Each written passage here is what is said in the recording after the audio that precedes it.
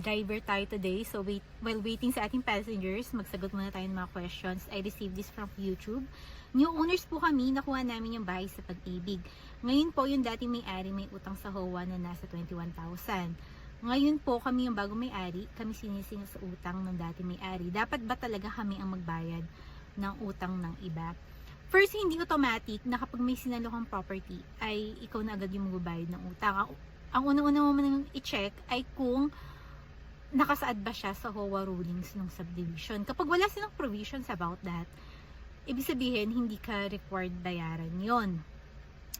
Pangalawa, i-check mo din sa title kung naka-annotate siya or dun sa deed of sale. Kasi kapag nakalagay yon, kailangan mo talaga siyang bayaran.